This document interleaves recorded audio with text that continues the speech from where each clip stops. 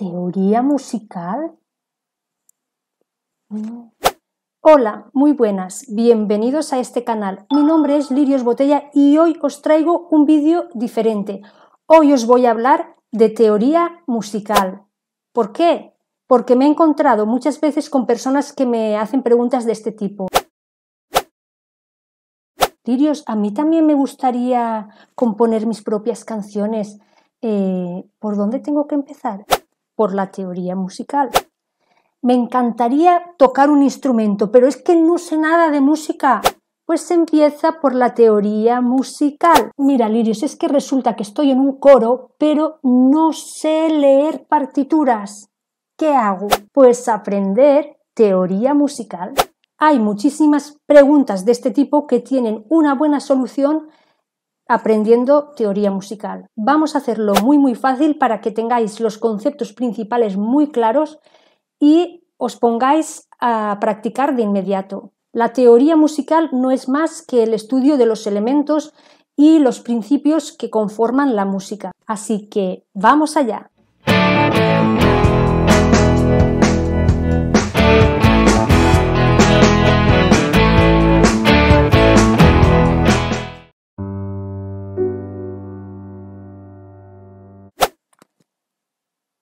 El pentagrama.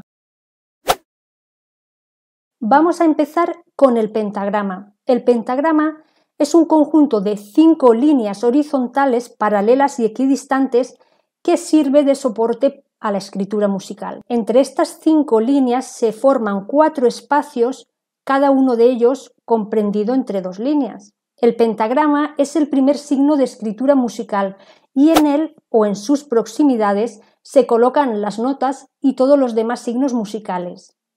Tanto las líneas como los espacios se cuentan de abajo hacia arriba. Después tenemos la clave.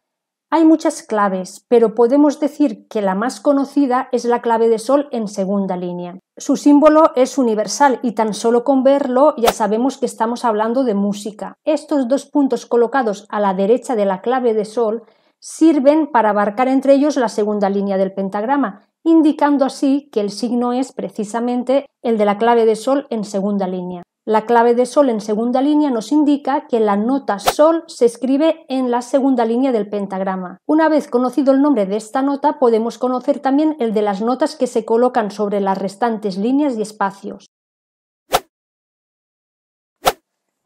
Notas musicales. Esto sí que me suena, esto sí que me suena. Do, re, mi, fa, sol, la, si, do. ¿No? ¿O no? Vamos ahora con las notas musicales. Imagina que las notas musicales son las letras del alfabeto musical. Para poder ubicar las notas necesitamos incorporarlas dentro de las escalas, que es donde cobran sentido. Las escalas debe ser algo que sube para subir o para bajar. Vas bien por ahí. Vamos a tomar como ejemplo la escala de do mayor, que es la más universal y tiene 7 notas naturales: do, re, mi, fa, sol, la y si, que seguro que a todos os suenan. Tienen tantas octavas hacia arriba o hacia abajo como un instrumento o una voz puedan abarcar. Además de las notas que pueden escribirse sobre las líneas y los espacios, también se usan frecuentemente en la práctica del solfeo otras notas que se colocan por debajo o por encima del pentagrama utilizando nuevas líneas adicionales. En un piano se distribuirían de esta manera: do, re, mi, fa, sol, la, si, es decir, en las notas blancas. Pero tenemos realmente 12 sonidos dentro de una escala musical. Son las notas que forman una escala cromática. Los 12 sonidos serían do, do sostenido, re, re sostenido, mi, fa, fa sostenido, sol, sol sostenido, la sostenido y si. Y todos guardan una distancia de semitono.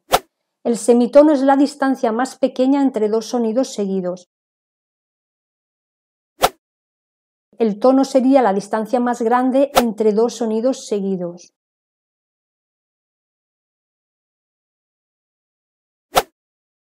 Cada nota tiene una frecuencia diferente que se puede medir en hercios.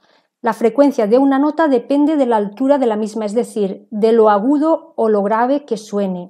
A mayor altura, mayor frecuencia vibratoria, y al revés. Vamos a hablar ahora de las figuras de nota y su duración. Algunas notas son largas, mientras que otras son cortas. Esto es lo que le da el ritmo y la fluidez a la música. Empecemos con la negra. En los compases más habituales, una negra tiene el valor de un tiempo. La blanca tiene el valor de 2 tiempos. Una blanca equivale a 2 negras. La redonda tiene el valor de 4 tiempos. Una redonda equivale a 2 blancas y a 4 negras. Hasta aquí cada nota tenía más valor y duración que la anterior. Vamos ahora al caso contrario. La corchea tiene el valor de medio tiempo. Una corchea equivale a la mitad de una negra. En cada tiempo podemos tener 2 corcheas. La semicorchea tiene el valor de una cuarta parte de tiempo. Una semicorchea equivale a un cuarto de negra. En cada tiempo podemos tener 4 semicorcheas. Al final son matemáticas, o multiplicas o divides.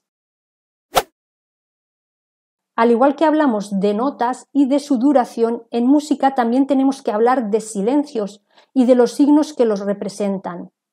Un silencio no es más que una pausa y cada signo representa gráficamente la duración de una determinada pausa en una pieza musical. Cuando un silencio aparece en el pentagrama, quiere decir o nos indica que no debemos tocar o cantar esa parte. El silencio en la música es tan importante y tan fundamental en este arte como las pausas entre palabras para el poeta. Cada figura de nota tiene su correspondiente figura de silencio con la misma duración. Así podemos ver qué figura de silencio corresponde a la negra, a la blanca, a la redonda, a la corchea y a la semicorchea. El compás. Esto sí que me la sé. Esto es para hacer círculos. Es una cosa así que se hace para hacer círculos, ¿no? El compás es una unidad métrica constituida por tiempos iguales que de manera convencional se les llama pulsos. Son las notaciones de las partituras que indican la estructura rítmica de una obra. Se utiliza un símbolo para especificar el contenido de cada compás. El compás se representa mediante una fracción, es decir, 2 números apilados verticalmente, al principio de una partitura. El número superior indica la cantidad de tiempos de cada compás, mientras que el inferior define la figura que representará un tiempo. Así que vamos a tomar como ejemplo el compás de 4×4, también llamado compás de compasillo, que es el más universal. Se representa por el signo 4/4 y también suele representarse con la letra C mayúscula.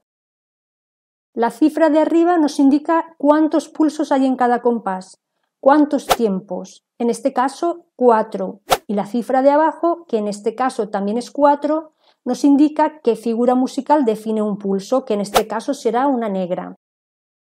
Por lo que el compás de compasillo tendrá 4 tiempos y en cada uno de ellos entrará una negra. Si en lugar del 4×4 estuviéramos hablando del compás de 3×4, este compás tendría 3 tiempos y en cada uno de ellos entraría una negra, en total 3 negras por compás. Y si el compás fuera de 2×4, este compás tendría 2 tiempos y en cada uno de ellos entraría una negra, en total 2 negras por compás. Los compases se pueden clasificar atendiendo a diferentes criterios, pero no vamos a profundizar porque estamos aprendiendo teoría musical para principiantes. Para separar los compases entre sí se traza una línea vertical sobre el pentagrama. Esta línea se llama línea divisoria, pero también recibe el nombre de barra de compás. La ligadura es un signo que se utiliza para unir el valor de 2 o más notas en una sola duración. Tiene forma de línea curva abarcando a las notas que afecta. Digamos que suma el valor de las 2 notas, convirtiéndolas entre comillas en una. El puntillo es un signo en forma de punto que colocado a la derecha de una nota o silencio le aumenta la mitad de su duración. Aquí podemos ver algunos ejemplos. Una negra con puntillo será igual a una negra más una corchea, que es la mitad de una negra. O una blanca con puntillo será igual a una blanca más una negra. Con la utilización del puntillo o de la ligadura podemos formar valores cuya duración total sea de 3 tiempos. Para indicar el final de una obra musical se escribe una doble línea divisoria, pero con la segunda de ellas de trazo más grueso, y así sabremos que la pieza se ha terminado. Alteraciones. Los sonidos pueden ser modificados en su entonación mediante la utilización de unos signos que se colocan delante de las notas. Estos pueden subir o bajar medio tono, es decir, un semitono, la entonación de un sonido. Las alteraciones son 3: sostenido, bemol y B cuadro. El sostenido sube un semitono la entonación del sonido afectado. El bemol baja un semitono la entonación del sonido afectado. Y el B cuadro sirve para anular el efecto del sostenido y del bemol. Acordes. En música y en teoría musical, un acorde consiste en un conjunto de 2 o más notas diferentes tocadas o cantadas al mismo tiempo y que constituyen una unidad armónica. Los acordes son como las palabras en el lenguaje musical. Al tocar varias notas al mismo tiempo o cantar varias notas al mismo tiempo, creamos los acordes y creamos emociones. Pero esto ya lo desarrollaremos más en otro vídeo si es de vuestro interés. Bueno, con todos los conceptos y símbolos que habéis aprendido hasta ahora, yo creo que ya podéis ser capaces de descifrar alguna partitura. Al final es como ir descifrando un mapa. Os recomiendo que empecéis por algo fácil y que vayáis leyendo las notas e intentando reconocer los símbolos que hemos aprendido hoy aquí en este vídeo de teoría musical para principiantes. Bueno, esto es todo por hoy. La teoría musical no tiene por qué ser complicada. Recuerda que esto es solo el comienzo. Con la práctica y con la paciencia te puedes convertir en un maestro de la música. Espero que te haya gustado. Si te ha gustado, puedes dejarme un like, puedes dejarme un comentario, una sugerencia. Puedes pasarte por las diferentes secciones del canal, quizá haya algo que te guste también. Por supuesto, puedes suscribirte al canal y nos vemos en siguientes vídeos. Hasta pronto. Suscríbete.